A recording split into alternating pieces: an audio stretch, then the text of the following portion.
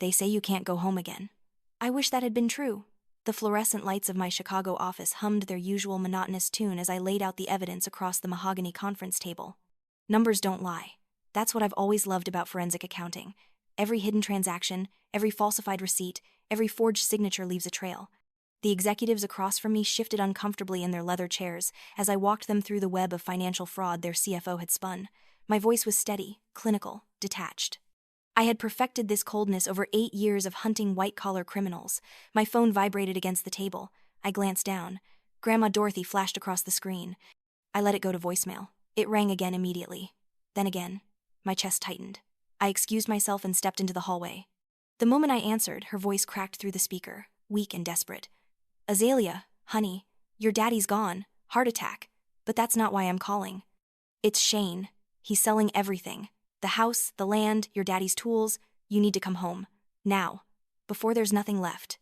The phone slipped slightly in my suddenly sweaty palm. My father was dead. And Shane Rickman, my stepfather, was destroying everything. I'm on my way, I said. Don't let him sell anything else. Honey, Shane won't listen to me. He says the house is half his now. He's already sold your daddy's truck, the blue Silverado. Sold it for $4,000 and spent it all at the casino in 2 days. I closed my eyes. The Silverado. My father had restored that truck over 5 years. I'll be there tomorrow. Tell Mom I'm coming. There was a long pause. Your mama doesn't know I called you. She's scared of him, Azalea. Real scared. The 6-hour drive from Chicago to Northwood, Ohio felt both too long and too short. Northwood was a dying mill town south of Cleveland, the kind of place where everyone knew everyone's business.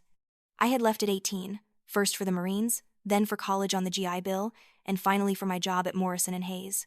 I came back for holidays, but Shane always made sure I knew I wasn't welcome. By the time I crossed into Northwood, the sun was setting behind bare November trees.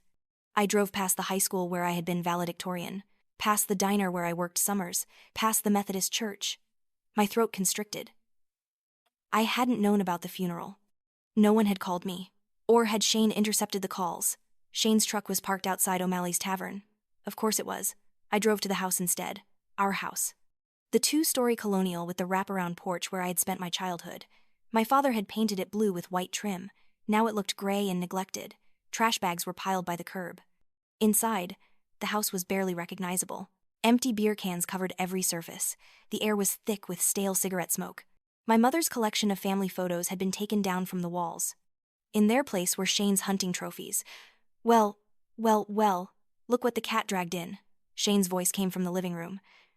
He was sprawled in my father's leather recliner, boots propped on the coffee table, drinking a Budweiser. I stood in the doorway. Shane was 48, 10 years younger than my mother. He was stocky and balding, with a thick beard and small, mean eyes. He worked sporadically as a construction contractor, but mostly he survived by mooching off my mother's teacher salary. I'm here for Dad's funeral, I said, keeping my voice level. Shane laughed, harsh and barking. Your old man died broke, sweetheart. Didn't leave nothing but debt. Lucky your mama had me to take care of things. Besides, you're too late for the funeral. That was 2 weeks ago. 2 weeks. The grief I had been holding back finally broke through. I blinked away tears. I would not cry in front of Shane. Where's Mom? Your mama's at some teacher training thing. Won't be back till tomorrow. Shane stood up and walked toward me. But since you're here, we should talk. You ain't staying. This is my house now. This was my father's house, I said quietly. And unless I see legal documents proving otherwise, it's half Mom's. Shane's face darkened. He stepped closer, close enough that I could smell the beer on his breath. You think you're so smart with your college degree, but your mama signed everything over to me. Power of attorney. It's all legal. He reached up and grabbed a framed photo of my father from the shelf, one showing my dad in his Marine Corps uniform. Shane held it for a moment, then deliberately dropped it. The glass shattered on the hardwood floor. Oops, guess we need to clear out some of this old junk anyway. Every muscle in my body tensed. My hands curled into fists. I had learned hand-to-hand combat in the Marines, but that was exactly what Shane wanted. He wanted me to attack him so he could play the victim. I forced myself to breathe. I'm going to my old room. We can talk more when Mom gets home. Your old room? That's my gear room now, princess. But sure, go take a look.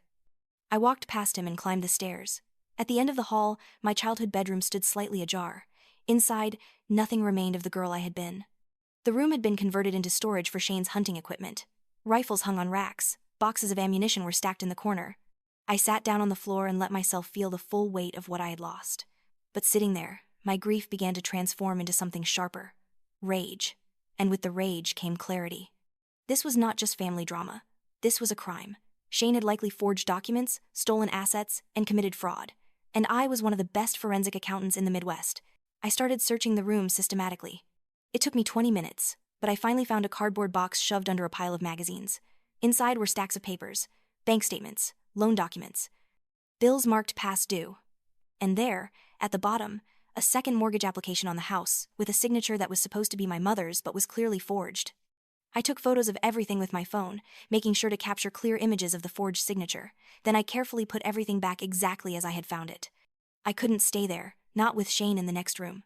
I drove to the Northwood Inn and checked into a room. I didn't sleep. Instead, I sat with my laptop and started pulling records. Property records were public. I accessed the county assessor's website. Shane had refinanced the mortgage twice, pulling out equity each time. The most recent refinance was 3 months ago, for $80,000. Next, I ran Shane's credit report. He had opened credit cards in my mother's name, 7 of them, all maxed out. Total debt, $43,000. By dawn, I had compiled a comprehensive file of financial abuse. Shane had systematically drained every asset my father had left behind and saddled my mother with debt she probably didn't even know existed. I needed a lawyer. David Chen's office was in a renovated Victorian house on Main Street. His receptionist tried to tell me he was booked solid, but I pushed past her and walked into his office unannounced. David looked up, startled.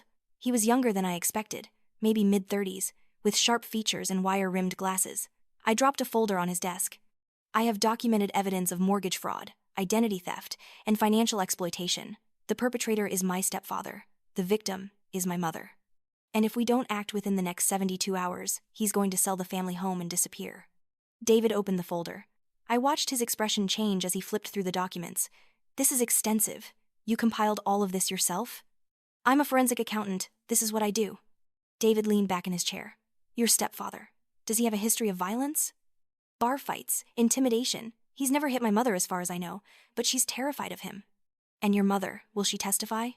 That was the question. I don't know, but I'm going to find out. My mother arrived home late that afternoon. I was waiting on the porch when her Honda pulled into the driveway. She got out slowly, moving like a woman much older than 58. When she saw me, she froze. Then her face crumpled, and she ran toward me. I met her halfway and she collapsed into my arms, sobbing. I'm sorry. I should have called you when he died. But Shane said you were too busy. And then the funeral was over, and I was so ashamed. I held her. It's okay, Mom. I'm here now. We're going to fix this. She pulled back, wiping her eyes. There's nothing to fix. Your father died. Shane's been helping me handle everything. Mom, has Shane talked to you about refinancing the house? She looked confused. No. Why would we refinance? The house is paid off. The house isn't paid off. Shane took out a second mortgage 3 months ago, for $80,000. The color drained from her face. That's not possible. I never signed anything. Are you sure? Think carefully. Did Shane ever ask you to sign papers? She started to shake her head, then stopped. There was one time, a few months ago. He said he needed me to sign something for the insurance, life insurance paperwork. He seemed annoyed that I was taking so long, so I signed. Did you read what you were signing? No. Her voice was barely a whisper. I pulled up the documents on my phone and walked her through everything. The forged signatures, the credit cards, the loans. With each revelation, my mother seemed to shrink further. Why would he do this? Because he's a con artist. He targeted you because you were vulnerable after Dad died. We were still standing in the yard when Shane's truck pulled up. He got out, saw us together, and his expression hardened. Eleanor, get in the house, he said, not acknowledging me. My mother didn't move. I felt her hand tighten around mine. Actually, Shane, we need to talk about the $80,000 mortgage you took out using forged documents. Shane's face went red. You don't know what you're talking about. Eleanor signed those papers. She just doesn't remember. I'm not confused, my mother said quietly. You lied to me. Shane turned on her. I lied? I've been taking care of you while your precious daughter was off in Chicago. You think some judge is going to take your word over legal documents? I want you out, she said. Tonight. Shane's expression turned ugly. Fine, but I'm taking what's mine. The truck, the tools, all of it. Because technically, Eleanor, it's all mine now. He shoved past us into the house. We heard him stomping around, slamming drawers. My mother started to cry quietly. He's going to take everything. No, he's not. But I need you to trust me. We're going back to David Chen's office, tonight, and you tell him everything. Every lie Shane told you. Every document he made you sign. Every threat. And then you sign a sworn affidavit giving me legal authority to act on your behalf. And then? Then we destroy him. David Chen worked late into the night. By midnight, we had a comprehensive legal strategy. My mother's affidavit was notarized and filed. David had also drafted an emergency restraining order petition. The judge will review this first thing tomorrow morning. David explained. Given the documentation and your mother's testimony, I'm confident we'll get a temporary order. That will freeze all assets and prevent Shane from selling anything. It will also require him to vacate the property immediately. At 6 in the morning, my phone rang. David Chen. We got it. Judge Morrison signed the emergency restraining order. Shane has to vacate by noon today. When does he get served? Sheriff's deputy is on his way now. I thought you might want to be there. When I arrived at the house, a sheriff's cruiser was already parked in the driveway. Deputy Walsh was standing on the porch. Shane hadn't come to the door. The door finally opened. Shane stood there in stained sweatpants, eyes bloodshot. When he saw the deputy, his expression went from confusion to fury. What the hell is this? Deputy Walsh handed him the restraining order. Mr. Rickman, you're being served with an emergency protective order. You have until noon to remove your personal belongings and vacate this property. Shane snatched the papers, scanning them. His face went through several colors. This is bullshit. This is my house. Sir, I'm going to need you to calm down. They froze my accounts. Shane's voice was rising. This is illegal. The house belongs to Mrs. Eleanor Harrison, I said quietly. You never had legal ownership. The documents you filed were fraudulent. Shane's eyes locked onto mine. The hatred there was palpable. You think you're so smart. You think you've won. But this isn't over. Is that a threat, Mr. Rickman? Deputy Walsh asked sharply. Shane stepped back, holding up his hands. No threat. I'll get my stuff and go. We watched as Shane threw belongings into garbage bags. When he finally loaded the last bag into his truck, he turned to me one more time. The house is underwater. The debts are real. And when the bank comes calling, where are you going to be? Back in Chicago. He drove away, tires squealing. But my mind was already moving forward. Shane was right about one thing. The debts were real, and I needed to figure out exactly how deep the hole went. Over the next few days, I conducted a complete financial autopsy. Shane had not only taken out predatory loans, he had also stopped paying property taxes. The house was 3 years behind. Total owed, $22,000. The credit cards, $43,000. The fraudulent mortgage, $80,000. My father's legitimate medical bills, another $55,000. Total debt, just over $200,000. My mother's teacher salary was $48,000 a year. There was no way she could pay this down. We would have to file bankruptcy. Unless I could prove Shane had committed identity theft and forgery, I started with the credit cards. Each had been opened with an email address that wasn't my mother's. I traced the IP addresses. All had been submitted from a public library in the next county. Several cards had been mailed to a P.O. box, Shane maintained. I got a warrant for the records. Inside were pawn shop receipts. Shane had been systematically selling off items from our house. Tools, electronics, jewelry. The receipts totaled over $15,000 in goods sold over 18 months. And the signature on every pawn slip was Shane's, not my mother's. But the most damning evidence came from my father's old work desk in the basement, shoved under a tarp. I didn't have a key, but I remembered where my father used to hide spare keys. Inside an old coffee can on the utility shelf. The desk had several locked drawers. I tried the key until I found the one that fit. Inside was an envelope with my name on it. My hands shook as I opened it. Inside was a letter in my father's careful handwriting. Azalea, if you're reading this, it means I didn't make it. I never trusted Shane. He's been stealing from us for years. I have evidence. It's all in this desk. I was going to confront him, but then I got sick. Protect your mother. Protect our home. That house is more than just walls. It's where you took your first steps. It's where we celebrated every holiday. It's the foundation of our family. Don't let Shane take it. Your legacy isn't the house itself. It's integrity. It's standing up for what's right. I love you, sweetheart. I'm so proud of you, Dad. I sat on the cold basement floor and cried. My father had died knowing Shane was stealing from them, and he had been too sick to stop it. The rest of the desk revealed exactly what my father had promised. Bank statements showing mysterious withdrawals. Photos my father had taken of Shane loading tools into his truck. Copies of the will showing everything had been left to my mother, with me as executor. But there was one more thing.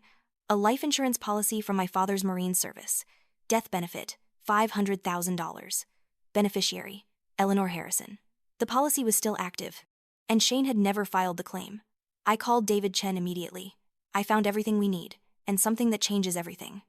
The next morning, David filed an amended complaint, full criminal charges, forgery, identity theft, grand larceny, and theft of military honors, because among the pawn shop receipts was one that made my blood run cold. Shane had sold my father's Purple Heart.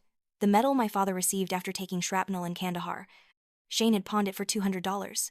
Selling military medals awarded for valor is a federal crime under the Stolen Valor Act. When I showed the receipt to David, his eyes widened. This changes the jurisdiction. Federal prosecutors will want this case. Shane Rickman is going to face federal time. Over the next week, the FBI got involved. They interviewed my mother for hours. They interviewed neighbors. They executed a search warrant on Shane's apartment. What they found was stunning. Shane hadn't just stolen from us. He had been running the same scam across 3 counties. He had convinced at least 2 other widows to give him power of attorney and had drained their accounts. He was a serial predator. Meanwhile, I filed the life insurance claim. The payout took 6 weeks, but when it came through, it was enough to pay off every fraudulent debt and still leave my mother with a substantial nest egg. I hired contractors to repair the house. New roof. Fresh paint. The porch was rebuilt. Inside, we cleared out every trace of Shane. My mother started seeing a therapist who specialized in domestic abuse. Slowly, week by week, I watched her come back to herself. The Purple Heart was the hardest to find. The pawn shop had sold it to a private collector. But the collector, when he learned the story, volunteered to return it. He was a veteran himself, disgusted that anyone would sell another man's valor. We held a small ceremony at the house. Just family and a few of my father's old Marine Corps buddies. We rehung the Purple Heart in the study. One of the Marines, Sergeant Rodriguez, pulled me aside afterward. "Your old man talked about you all the time. He'd be real proud of what you did here." The trial was scheduled for October, but it never got that far. Shane's public defender advised him to take a plea deal. 8 years in federal prison, no parole for at least 5 years. And he would be required to pay restitution. My mother went to the sentencing hearing. When she came home that evening, she looked exhausted but lighter somehow. "He tried to apologize," she told me, right there in the courtroom. "He said he loved me, that he was sorry." "What did you say?" "Nothing." The judge told him to be quiet, but even if I could have spoken, I wouldn't have, because Shane Rickman doesn't deserve my words. He doesn't deserve any part of my emotional energy. He's just a sad, broken man, and I'm done letting him take up space in my head. That night, we sat on the newly repaired porch and watched the sunset. "Are you going back to Chicago?" my mother asked. I had been thinking about that question for weeks. I don't know. Part of me wants to go back, but another part thinks maybe it's time for something different. I could open my own practice here, help people who are being taken advantage of. My mother took my hand. "Whatever you decide, I'm proud of you. You saved our family." In November, I made my decision. I gave notice at Morrison & Hayes. I opened Harrison Forensic Accounting in a small office on Main Street. My first clients were 2 elderly women who had been targeted by a contractor scam. Word spread. Soon I was getting calls from all over the county. My mother thrived too. She started a financial literacy program at her school, teaching teenagers about budgeting and the warning signs of financial abuse. On weekends, we worked on the house together. We planted a garden. We refinished the floors. We hung new photos on the walls. The house slowly transformed from a place of pain into a place of healing. I started dating Marcus, a local veterinarian I met at the farmer's market. He was kind and funny. We took things slow. For the first time in my adult life, I wasn't running toward the next achievement or away from the last disaster. I was just living. One Sunday in December, almost a year after my father's death, my mother and I were decorating the Christmas tree. It was snowing outside. The house smelled like pine and cinnamon. Grandma Dorothy was in the kitchen making cookies. It was peaceful. "Do you ever think about Shane?" my mother asked suddenly. "Not anymore." "Do you?" "Sometimes, but not with anger or fear, more like a cautionary tale.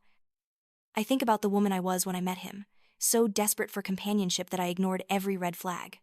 And I think about the woman I am now, stronger, not willing to settle for anyone who doesn't treat me with respect. She hung an ornament on the tree, one I had made in elementary school. You know what's strange? I'm grateful, not for what Shane did, but for what came after. I got my daughter back. I found my strength. I learned I can survive things I thought would destroy me. I understood exactly what she meant. This past year had been the hardest of my life, but it had also been transformative. I had discovered depths of courage I didn't know I possessed. In January, I got a call from the federal prosecutor's office. One of Shane's other victims, Mrs. Patterson, wanted to thank me. She had recovered most of her stolen savings. She wanted to meet me. When I visited her, she greeted me with a crushing hug. "You saved my life. I was going to lose my home." But then the FBI recovered what Shane stole. "You gave me my independence back." She told me her story. It was eerily similar to my mother's. Shane had befriended her at church, gained her trust, then her financial information, and finally her assets. "I felt so stupid," Mrs. Patterson said. "But Shane was so convincing." It's not your fault. These people are professionals. They know exactly which psychological buttons to push. Before I left, Mrs. Patterson gave me a framed photo of her with her late husband. I want you to have this, to remember that when you fight for justice, you're fighting for entire families. What you did matters, Azalea. I kept that photo on my desk. On hard days, I would look at it and remember why this work mattered. Spring came early that year. My mother planted tomatoes and herbs. I rebuilt the fence. We painted the front door yellow. The house was becoming ours in a way it hadn't been even before Shane. On the anniversary of my father's death, we held a memorial service at the house. It was the gathering we should have had a year ago. Marines from my father's unit came, his coworkers, teachers, neighbors. We shared stories and looked at photos. At sunset, we went to the backyard where my mother had planted a dogwood tree in my father's honor. It was beginning to bloom. We stood in a circle around it, and my mother spoke. Thomas Harrison was a good man, a devoted father and husband, a brave Marine. He taught us that integrity isn't about being perfect, it's about doing the right thing even when it's hard. About protecting the people who can't protect themselves. This tree will grow and bloom every spring. It will remind us that good things can grow even from loss, that beauty can emerge from grief, that we are stronger than the things that try to break us. I looked around at the faces of people who had supported us. Grandma Dorothy, David Chen, Sergeant Rodriguez, Mrs. Patterson, Marcus. This was what family really meant.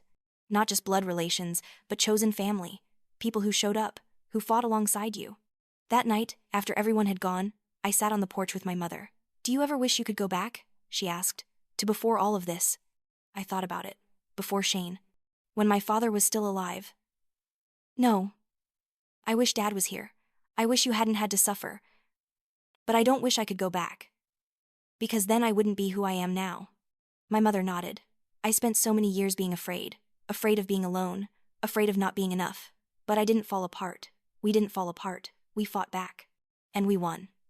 The months passed. My practice grew. I hired an assistant. I started teaching workshops on financial literacy at the community college. My mother and I became something of a local phenomenon. The women who had taken down a predator.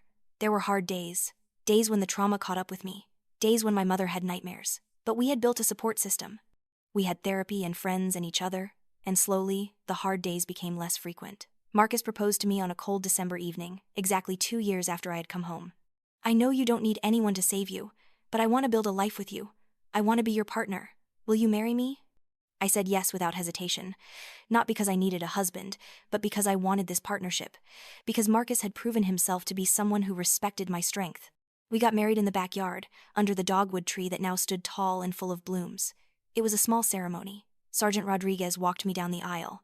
My mother cried happy tears. It was perfect. 3 years after Shane went to prison, I got a letter from him. He claimed he had found God. He claimed he was sorry. He wanted forgiveness. I read the letter twice, looking for any sign of genuine remorse. But all I saw was more manipulation. I showed it to my mother. She read it once and handed it back. "Do you want to respond?" I asked. She shook her head. "What would be the point? Some people don't change, and even if he has changed, that doesn't obligate us to forgive him." I burned the letter in the fireplace that night, and I felt nothing, just indifference. Shane Rickman had become irrelevant to my life. Now, 5 years later, I look back on that terrible period with a strange mix of emotions, horror at what we endured, pride in how we survived, gratitude for what we learned.